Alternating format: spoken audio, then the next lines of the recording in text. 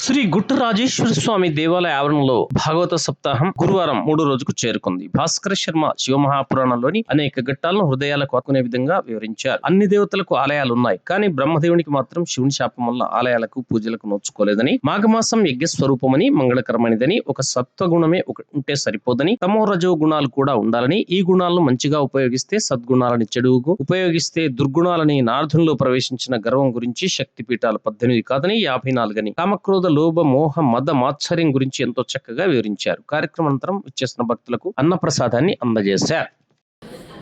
పుట్టి మరణించే లక్షణము కలిగినది కనుక దీనికి జగత్తు అని పేరు.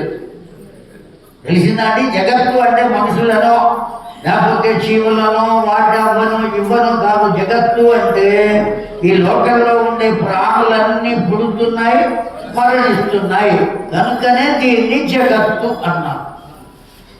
స్వర్గాన్ని మాత్రం జగత్తు అనలేదండి, స్వర్గలోకము అన్నారు. మిగిలినవన్నీ కూడా లోకాలు, కానీ ఇది భూలోకం కాదు, జగత్తు. ఒక్క భూమి మీద ఉన్న వాళ్ళు మాత్రమే పుడుతూ ఉంటారు, పోతూ ఉంటారు, మళ్ళీ పుడుతూ ఉంటారు.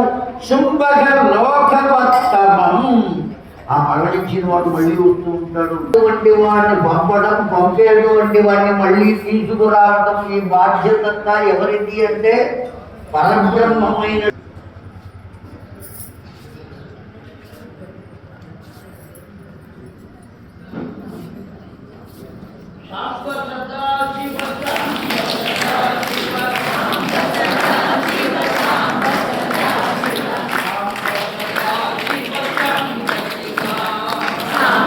పిలిస్తే ఎవరిని పిలుస్తారండి నాయన అని? తండ్రిని పిలుస్తారు, కొడుకుని కూడా పిలుస్తారు. నాయన కాస్త ఈ పని చేసి పెట్టరా అని అడుగుతారు కదండి, అంటారా? కొడుకుని కూడా పిలుస్తారు. ఇప్పుడు ఈ సృష్టికర్త అయినటువంటి బ్రహ్మదేవుడు ఏ భావన చేత నాయన అన్నాడు? కొడుకు అనే భావన. ఈ 4 లక్షణములు కలిగినటువంటి వాడు వయస్సు చేత చిన్నవాడు, కానీ వయస్సుతో సంబంధం లేదు. అసలు రూపం అని చెప్పారు. వాడు చిన్నవాడు అయినా సరే వాడిని ఏమని గౌరవించారు? ఈ 12 లింగములలోనూ శ్రేష్టమైన లింగము ఏది? ఎవరైనా లింగానికి ముందు కూర్చుని అభిషేకం చేయవచ్చు. ఆడవారు లేదు, మగవారు లేదు, ఎవరైనా చేయవచ్చు. కొన్నిటికి ఆడవారు చెయ్యరాదు, కొన్నిటికి మగవారు మాత్రమే చేయాలి. ఏమో అనుకోమాకండి. పార్థివ లింగం మట్టితో చేయబడినటువంటి లింగం అయితే ఆడవాళ్ళు చేయవచ్చు, మగవాళ్ళు చేయవచ్చు, ఎవరైనా చేయవచ్చు. స్వయంభూ లింగం అయితే ఎవరైనా చేయవచ్చు. వీరు వారు అనే దాంతో ఏ సంబంధం లేదు. కానీ ప్రతిష్ఠ చేయబడినటువంటి లింగము కనుక అయినట్లయితే ఒక్క అర్చక స్వామికే తప్ప ఇంకా ఎవరికి అర్హత లేదు. నాకు కూడా అర్హత లేదండి, నేను బ్రాహ్మణుడిని. అయినా సరే నేను కూడా ఓ పాత్రతో నీళ్లు తీసుకుని వెళ్ళి లోపల పోసేటువంటి హక్కు, అర్హత లేదు. ఎవరు మనం బయట కూర్చుని ఉంటే ఆ అర్చక స్వామి మన పేరుతో సంకల్పం చెప్పి అభిషేకం చేయాలి, అంతే. అభిషేకం చేసినందుకు మనం ఎంతో కొంత దక్షిణ ఇచ్చుకోవాలి. ఆ పాలక వర్గం వారికి అభిషేకం చేసినందుకు రుసుము కట్టాలి, అంతే తప్ప మనం లోపలికి వెళ్ళి చేసుకునేటువంటి అర్హత మనకెవ్వరికీ లేదు. మగవాళ్ళకే లేదు, ఆడవాళ్ళకి ఎక్కడి నుంచి. కనుక ఎవరైనా సరే అభిషేకం చేసుకోవచ్చు అనేటువంటి లింగం దానంతరాది ఆవిర్భవించిన లింగం అయి ఉండాలి, లేదా పార్థివ లింగము అయి ఉండాలి. పార్థివ లింగము అంటే మట్టితో చేయబడినది. ఆ మట్టితో చేయబడిన లింగం కూడా ఎలా ఉండాలి?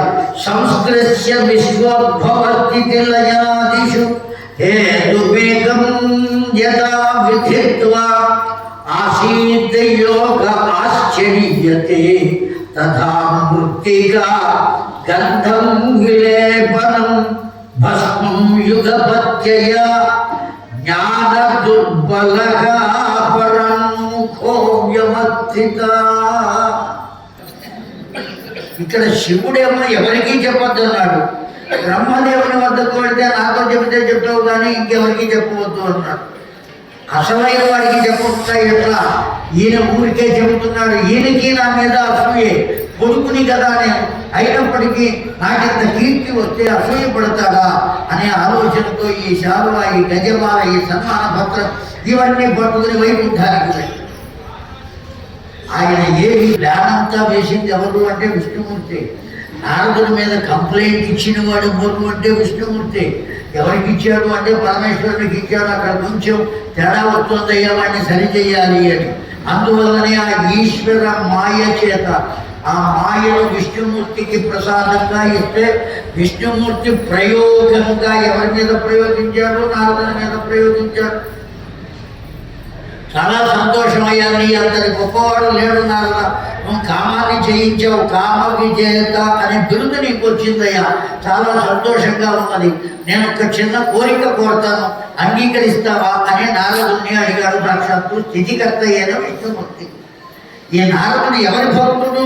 విష్ణుమూర్తి భక్తుడే. నారాయణ నారాయణ అంటూనే తిరుగుతుంటాడు లోకాలు. అయిన నేను నిన్ను అంగీకరించడం ఏమిటయ్యా, నేను సాప్తపదీనము అని లోకంలో సూత్రం. 7 అడుగులు వేస్తే వారు వీరు అవుతారు. రావయ్యా అన్నారు. అన్నవాడు ఊరుకున్నాడా? తన మెడలో ఉన్నటువంటి వీణ తన రాజు పరిపాలన చేస్తున్నాడు. ఆయన ఒక చాటింపు వేయించాడు సెంటర్లో, ఆ ఊరి చతుష్పథంలో మధ్యలో 4 వీధుల కూడలి ఉంటుంది, దాన్ని చతుష్పథము అని అంటాం. ఆ చతుష్పథంలో అక్కడ చాటింపు వేయిస్తున్నాడు. ఏమని? రారండహో ప్రజలలా, మీకందరికీ నేను స్వాగతం చెబుతున్నా. ఏమని?